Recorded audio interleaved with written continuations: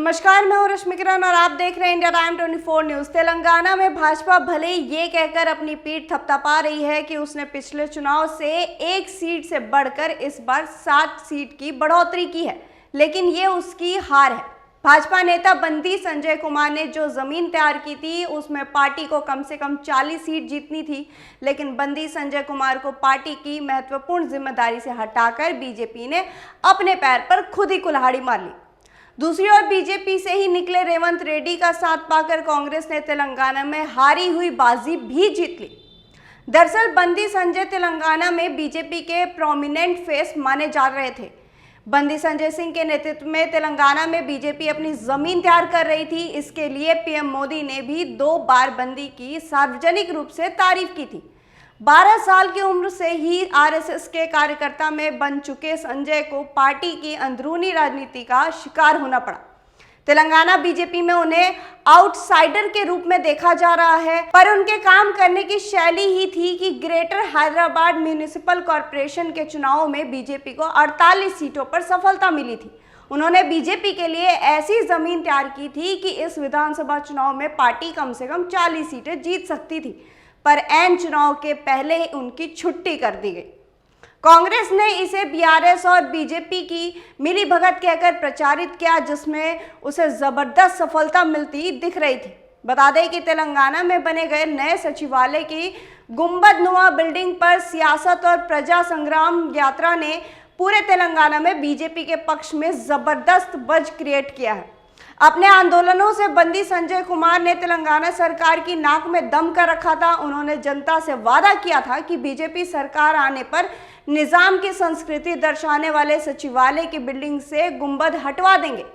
करीमनगर से बीजेपी सांसद बंदी ने कहा था कि हम ऐसा बदलाव करेंगे जो भारत और तेलंगाना की संस्कृति के प्रतीक होंगे।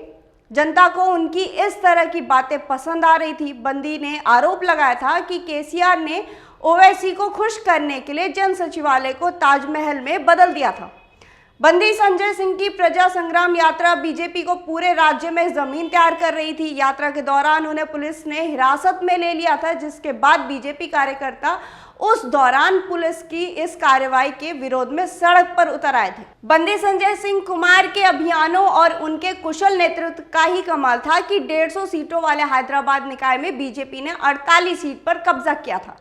इस निकाय में 2016 के पिछले चुनाव में बीजेपी सिर्फ 4 सीट ही जीत पाई थी।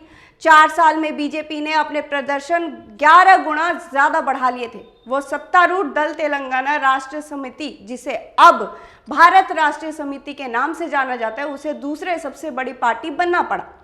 बीआरएस को 99 सीट से कम होकर 55 सीटों तक सिमटना पड़ा। हालांकि असुद्दीन ओवैसी की ऑल इंडिया मंजलिस इत्तेहाद उल मुस्लिम की 44 सीटें पिछली बार की तरह बरकरार रही।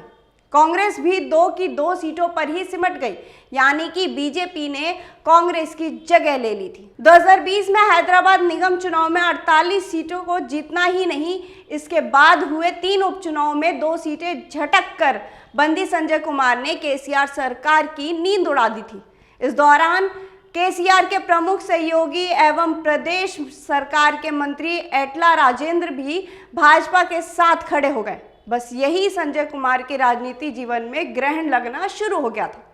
तेलंगाना में भी भाजपा पर वर्चस्व की लड़ाई शुरू हो गई। बंदी संजय सिंह एवं एटला के मतभेद का स्तर इस तरह बढ़ गया कि प्रदेश भाजपा को नुकसान होने लगा। शक्ति संतुलन के लिए संजय सिंह को हटाकर प्रदेश की कमान केंद्रीय मंत्री किशन रेड्डी को सौंप दी गई। संजय के लोगों ने खुद को समेट लिया। यही कारण रहा कि विधानसभा चुनाव में भी संजय सक्रिय नहीं दिखे। हैदराबाद निगम चुनाव में भाजपा की बड़ी सफलता और विधानसभा चुनाव में 3 में से 2 सीटों पर कब्जे के बाद लगने लगा था कि तेलंगाना में भाजपा बड़ा विकल्प बनकर उभर रही थी। बीजेपी केंद्रीय नेतृत्व की सक्रियता और प्रदेश भाजपा की आक्रामक शैली से ऐसा लग रहा था कि अब के चंद्रशेखर राव सरकार के अंत का समय आ गया है। प्रदेश अध्यक्ष बंदी संजय सिंह ने लगातार अपने अभियानों से जरिए प्रदेश में सत्ता विरोधी माहौल बना रखा था। पूरे 5 साल प्रदेश में विपक्ष के नाम पर कांग्रेस कहीं नहीं थी, लेकिन बीजेपी के कुछ गलत फैसलों का फायदा उठाने में हाशिए पर खड़ी कांग्रेस ने देर नहीं की। सधे कदमों से संघर्ष में खुद को आगे रखने के लिए बीजेपी से आए रेवंत रेड्डी को प्रदेश की कमान सौंप दी गई और उन पर पूरा भरोसा रखते हुए फ्री हैंड काम करने दिया। वहीं कर्नाटक की जीत से उत्साहित कांग्रेस तेलंगाना चुनाव को लेकर काफी उत्साहित थी। दिल्ली शराब घोटाले में फंसी मुख्यमंत्री केसीआर की पुत्री के कविता के प्रकरण को कांग्रेस ने मुद्दा बनाया। तेलंगाना में माना जा रहा था कि कविता की गिरफ्तारी तय है, लेकिन जब नहीं हुई तो कांग्रेस ने ये मैसेज दिया कि भाजपा और बीआरएस मिलकर चुनाव लड़ रहे हैं। भाजपा के नेताओं ने भी बिना नाम डिस्क्लोज किए दावा किया कि संजय की ओर से भी भाजपा के बीआरएस के साथ आंतरिक समझौते की बात फैलाई जा रही है। भारतीय जनता पार्टी छोड़कर कांग्रेस में शामिल होने वाले विजय शांति ने आरोप लगाया कि जिस दिन भाजपा और बीआरएस के बीच समझौते के तहत संजय को राज्य पार्टी प्रमुख के पद से हटा दिया गया था, उसी दिन भाजपा ने तेलंगाना में दांव खो दिया था। ये मान लिया गया कि लोकसभा चुनाव में मद्देनजर भाजपा केसीआर और उनकी पार्टी को अपना अलायंस मानकर चल रही है। वह विधानसभा चुनाव में अधूरे मन काम कर रही है। उसका पूरा फोकस इसी बात पर है कि तेलंगाना में बीआरएस का साथ मिले। शायद भाजपा यही मानकर चल रही थी कि केसीआर चुनाव जीत ही जाएंगे। भाजपा और बीआरएस की इस जुगलबंदी ने कांग्रेस का भला कर दिया। अभी लेंगे एक छोटा सा ब्रेक और ब्रेक के बाद वापस लौटेंगे दूसरी खबर पर। साधना हॉस्पिटल पालम में स्थित, जहां उपलब्ध है 24 घंटे आपातकालीन सेवाएं, आईसीयू, ऑपरेशन थिएटर, खून व पेशाब जांच की सुविधा, अल्ट्रासाउंड और एक्सरे। डॉक्टर अशोक गौड़ द्वारा संचालित 50 बेड्स का मल्टी स्पेशलिटी हॉस्पिटल, जहां उपलब्ध हैं चाइल्ड केयर और प्रसूति व स्त्री रोग विशेषज्ञ। आधुनिक तकनीक से परिपूर्ण एकमात्र मल्टी स्पेशलिटी हॉस्पिटल, जहां पर सभी प्रकार के कैशलेस और इंश्योरेंस की सुविधा उपलब्ध है। एक बार सेवा का मौका जरूर दें। हमारा पता है NZA 635 Rajnagar part 1, main Palam road, new Delhi 110045। Phone number है 01149323811 और 9310815643। ब्रेक के बाद आपका स्वागत है। मध्य प्रदेश, राजस्थान और छत्तीसगढ़ में बम्पर जीत के बाद भारतीय जनता पार्टी में जश्न का माहौल है।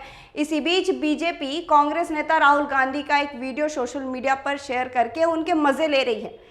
केंद्रीय मंत्री पीयूष गोयल ने इस वीडियो को ट्वीट कर लिखा कि सच हुई राहुल जी की भविष्यवाणी।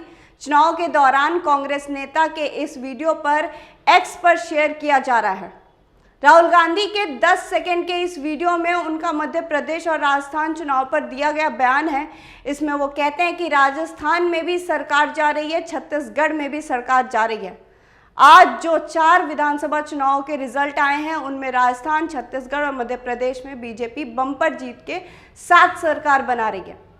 गौरतलब है कि राहुल ने राजस्थान चुनाव में पीएम मोदी को पनौती कहा था, जिसका बीजेपी ने विरोध किया था और इस मुद्दे को राज्य के चुनाव में भुनाया भी गया है। राजस्थान में पार्टी बड़े अंतर पर जीत दर्ज कर रही है, वहीं मध्य प्रदेश में पार्टी सरकार बचाने में कामयाब हो गई है। छत्तीसगढ़ में पार्टी ने कांग्रेस से सत्ता छीन ली है। इस खबर में फिलहाल इतना ही। देश और दुनिया की तमाम खबरों के लिए आप बने रहिए हमारे साथ और देखते रहिए इंडिया टाइम 24 न्यूज। खबरों से खबरदार रहने के लिए चैनल को सब्सक्राइब करें और प्रेस करें बेल आइकन।